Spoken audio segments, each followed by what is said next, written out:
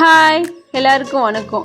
வாங்க இன்னைக்கு நான்வெஜ் டேஸ்ட்டில் சோயாபீன்ஸ் கிரேவி எப்படி செய்யுதுன்னு பார்க்கலாம். கூடவே கருணைக்கிழங்கு 65 வச்சுருக்கோம்.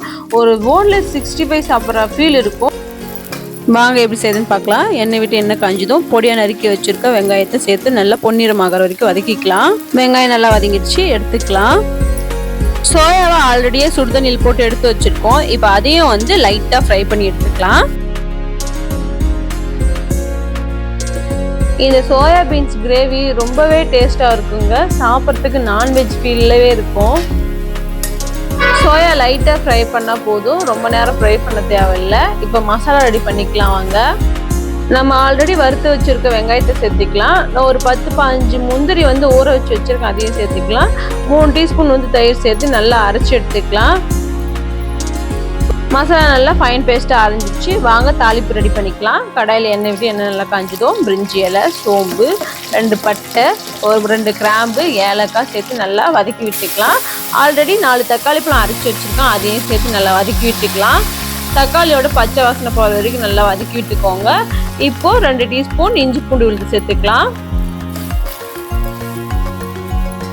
தக்காளி வதங்கிறதுக்காக தேவையான அளவு உப்பு சேர்த்து நல்லா வதக்கி விட்டுக்கோங்க.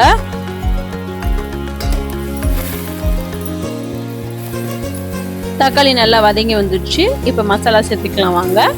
1/4 டீஸ்பூன் மஞ்சள்தூள், 1/2 டீஸ்பூன் தனி மிளகாய் தூள், 1 டீஸ்பூன் மிளகுத்தூள், 1/4 டீஸ்பூன் சீரகத்தூள், 1 டீஸ்பூன் குழம்பு மிளகாய் தூள், 1 டீஸ்பூன் கரம் மசாலா சேர்த்து நல்லா பச்சை வாசனை போகிற வரைக்கும் வதக்கி விட்டுக்கோங்க.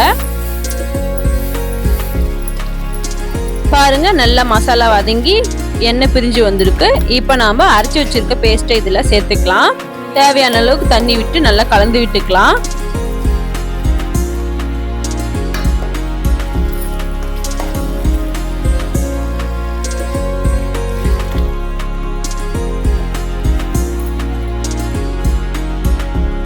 இப்போ ஒரு கொதி வந்துருச்சு. இப்போ நாம ஆல்ரெடியே ஃப்ரை பண்ணி வச்சிருக்க சோயாபீன்ஸை இதில் சேர்த்துக்கலாம்.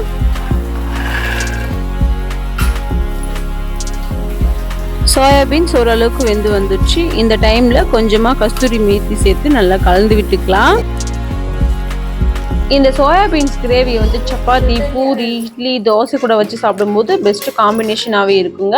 இந்த ரெசிபி பிடிச்சிருந்தா கண்டிப்பாக ட்ரை பண்ணி பாருங்கள். லைக் பண்ணுங்கள், ஷேர் பண்ணுங்கள், கமெண்ட் பண்ணுங்கள், சப்ஸ்கிரைப் பண்ணுங்கள். கூடவே பெல் ஐக்கானை கிளிக் பண்ணி ஆல் கொடுத்து வச்சுக்கோங்க. இந்த கருணைக்கிழங்கு ரெசிபி ஆல்ரெடி ஷார்ட்ஸில் அப்லோட் பண்ணியிருக்கோம், போய் பாருங்கள். தேங்க்யூ ஃபார் வாட்சிங். டாடா, பாய் பாய்.